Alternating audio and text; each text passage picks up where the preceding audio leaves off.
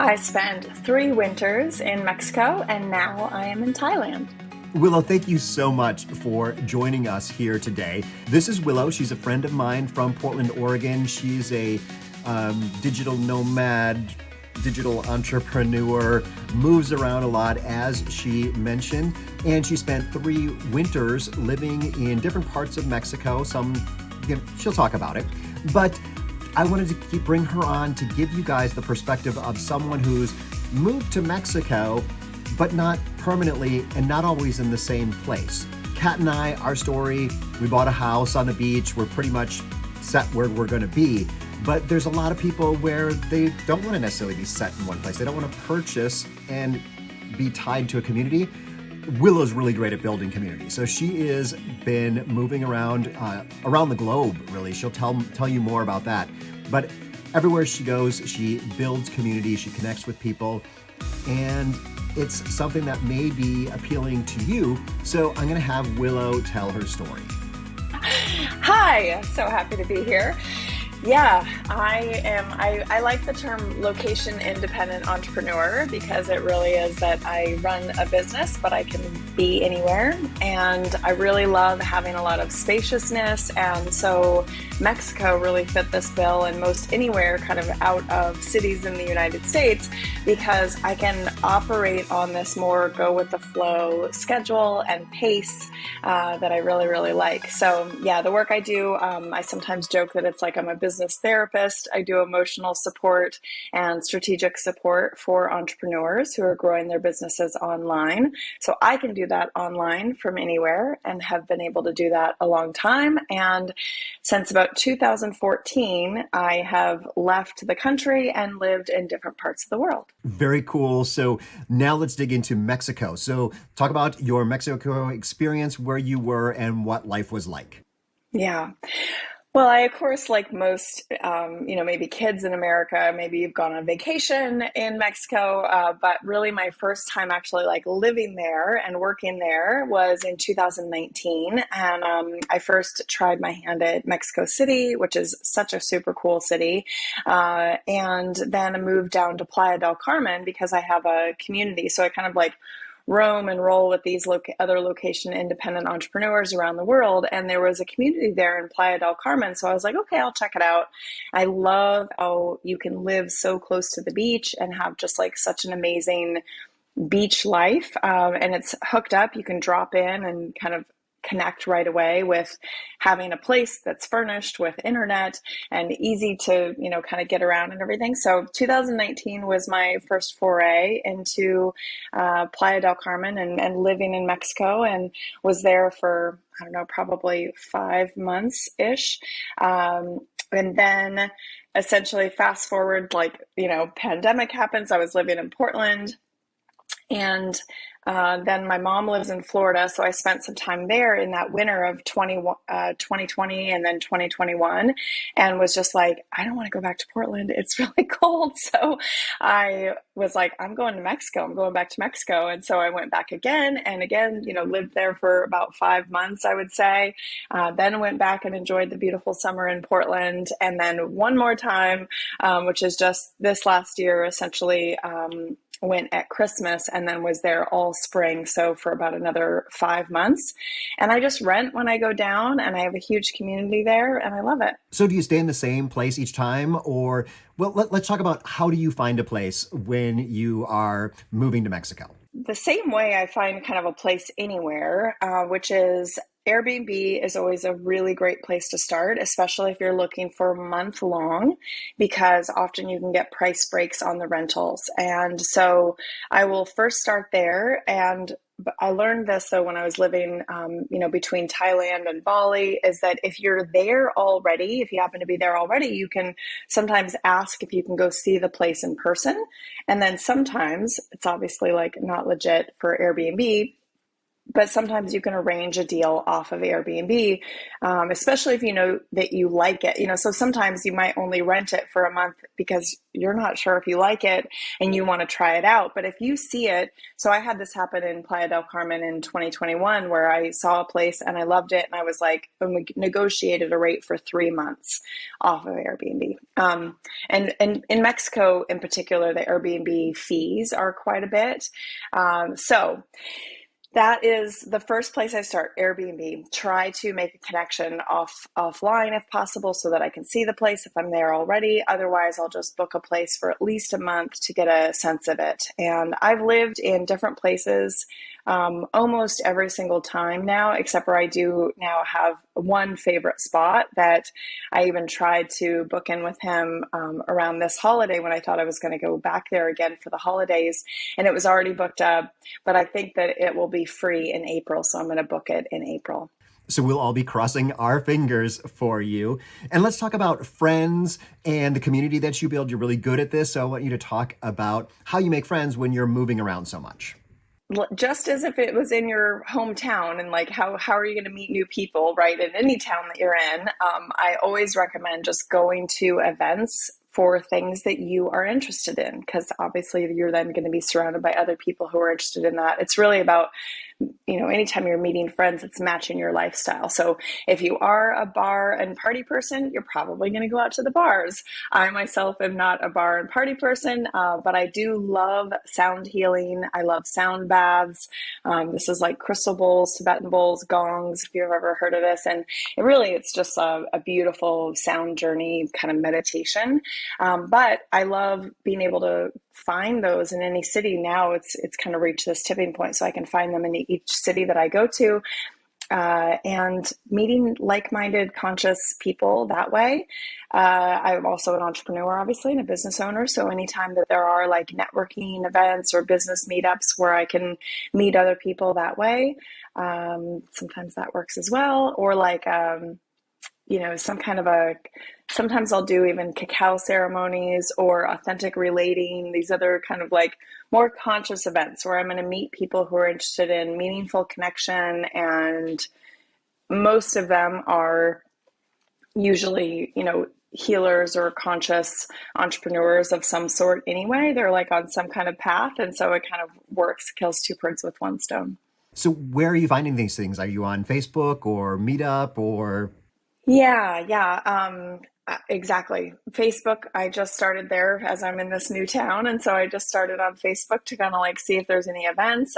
Every single town will have different things. So, for example, in Mexico, I don't know if you have found this where you are, but in Playa del Carmen, everyone is on WhatsApp. There's like a WhatsApp group for everything. Yeah. So yes, there are Facebook communities, but often if you can find the WhatsApp groups that people are chatting in, they're posting events in. So I'm in a number of them in Mexico. And I usually will hop out while I'm somewhere in the world, so I don't have to watch or manage the messages for the 6 months that I'm not in town. But yes, exactly. And coming back to even to the where you find a place to live, sometimes that's also Facebook. Facebook communities, you can either post that you're looking for a place, or you can be in a group that is specifically like rentals in Playa del Carmen or short-term rentals in Chiang Mai, and find that way. And actually, this is the way I found my place when I stayed in Lisbon, Portugal over the summer. It was such a random, but such a good example of what's possible. Is I had joined probably like a Lisbon expats Facebook group, had seen somebody post in there saying he basically liked all these very similar things that I liked, but our dates weren't lining up. But he was asking about things to do and blah, blah, blah, and kind of like, this is who I am. So I messaged him and I was like, oh my God, if I was in town at the same time, I would love to hang out. Where have you found a place to stay? And he ended up turning me on to the place that I ended up staying. So there is like a networking aspect that can happen even if you never meet that person, or never become friends with them, never even going to be there at the same time. But there's people that are just like you that are looking for places or have tips, and you can connect with them on Facebook. Thank you so much. Great tip. So what other things do people need to to think about if they're going to adopt this lifestyle? Like, I mean, one thing is insurance. How do you deal with that? Totally. Yeah. So I lived out of the country for 5 years. And so I lived in Hong Kong and Thailand and Bali for 5 years. And so I got really good at how to live out of the country. So I got all kinds of tips for you. So yes, I get a global health insurance when I'm fully out of America as I am now. So right now there's a foreign income tax exclusion thing that I do to where I don't go back to the country, but obviously I wasn't doing that for the couple of years in COVID where I was going between Portland and Playa. So, but now that I'm fully out of the country again, I'm back on global health insurance, which for the same price, if not less, is way better and covers me like in every single country. So that's exciting. But when I was even there, and something that you can do if you are, say, covered in America and you're just popping down to Mexico, then you can always get like a traveler's insurance. Super easy. Yeah. So I really like having a house and land, and we can plant things, and our pets can be there with us. So some of those things are missing for you. So do you miss having any of that kind of conventional stuff? I definitely wish I could have a kitty. I love having pets, but then I often find them wherever I am. But as far as the other stuff, so when I was living in Portland, I got to completely design that house for the first time in pretty much my whole adult life, because I'd been living in San Francisco with like a bunch of like Craigslist shabby chic, and so moving to Portland and actually setting up that house after being out of the country for 5 years, I got to like order everything custom, and it was so fun to set it up. So when I left America, of course, sold all that. And I will say though, every single place that I'm in, every single Airbnb that I rent, even if it's just for a month, I always do. I essentially will spend about $50 to $100. You can only spend $30 if you want to keep it on the cheap, whatever you want. But I always spend a little money to make it how I would want it. And I'm a little bit of I really like organization, and there's often things that I see in a place that I'm like, oh, no, we can do this a little bit better. There's something that we can do a little bit better here. So I actually, I already for this place have like ordered a few things that I'm like, how can you handle this mess like under the sink? We just need a nice, like one of those like 2-tier shelf things, and we'll put everything on a shelf and make it great. And it's like $15, but it's these tiny little improvements that make it better. Or like a rug in a certain place, like a little tiny floor rug in a certain place, or a bedside lamp if they don't have it, like little tiny things that just make my living experience for the time I'm there that much better. And that's so easy to do anywhere you are. So I am seeing a side of you that I've never seen before, this organizational side. It's kind of interesting for someone who travels around and is so adventurous. Oh, I am so organized. You should see. Oh my goodness, I'm very organized. Yeah. And I have my packing like pretty down, to a science, because I pretty much travel with like one smaller suitcase that I check because it has some larger liquid stuff, and then this other like little carry-on, but I travel with very little. And so, yeah, you have to be very efficient. And I have all these kind of little like hacks and things that I know that I have every single place that I go that make life just like that much better. So yeah, I could do a whole show on it myself. So I trust that you'll be making that available to all of us here. But let's look into like what's your top hack or your top tip for people who are moving around and still want to get some work done. Well, I travel with a whole setup. So even my laptop right now is on this little stand that's called the Next Stand. And actually, I got to meet the founder here recently, and she's awesome in Bangkok. But Next Stand is just this like small little stand that helps prop up your laptop, and then have a separate keyboard that I travel with. So you can really travel, and my mouse, but you can really travel with your whole setup so that you're not just on your laptop, and it's very easy to do. Yeah, and pretty much I'll give you my like most favorite tip here recently that I think is just fantastic is no matter where you are. So one of the challenges, whether you're in an Airbnb or you're traveling around or what have you, is just to like get focused, right? How can you, when all these fun events are happening, or you can meet all these people, or you want to eat all these delicious things, how can you get like stuck into your work, right? Well, I've been writing a book lately. I actually wrote my book in like 6 weeks here recently, and I'm in the editing process.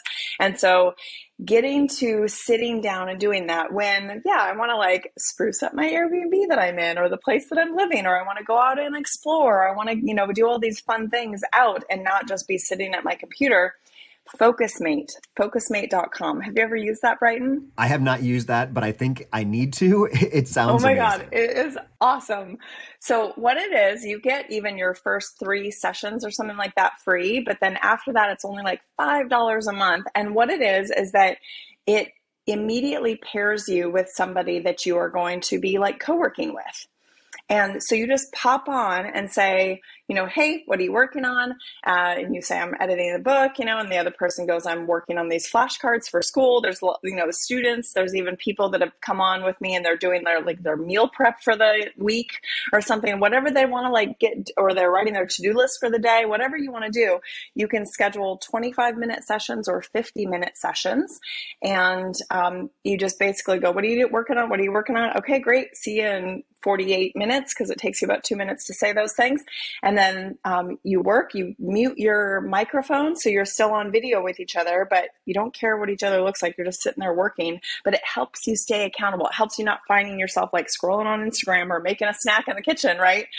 And then the alarm goes off after that 50 minutes and you just say, how'd it go? And they tell you how it went. And you're like, okay, great. Have a good day. And in some of my hardcore editing days with this book, I have done like 5 in a row, like 50 minutes, 10-minute break, 50 minutes, 10-minute break. And I just stay in it, and it's amazing. I highly recommend it. I love that idea. I used to have a sales group that I did this with. We'd start out, it was 2 hours, half hour in the beginning, you talk about what you're going to do, half hour at the end, you talked about how it went. But in the middle, you were doing things like making sales calls, and you could see other people making sales calls on Zoom, so you felt like you weren't doing it completely alone. Right. Stuff that you really don't want to be sitting down doing, and you want to make a snack in the kitchen. Yeah. I so love this idea. I am heading to the website as soon as this call is over. But you also help entrepreneurs. That's your business. So how do people get in touch with you? How do they catch the book that you mentioned? Give us the details. Yeah, absolutely. So all of my stuff online is at willowlovesyou.com. And you'll see on this episode, there's no W on the end of Willow. So it's willowlovesyou.com. And I'm on all of the social networks and everything for that. And if you even want to get on the waiting list for the book, you can go to willowlovesyou.com/book. So thank you so much, Willow, for being here. And if you're in the audience and you want to get in touch with Willow, of course, those links are down below. And also, Willow has a YouTube channel, so you can catch some videos up here or down here if you want to see someone who's had more of a traditional journey into Mexico. Hasta luego.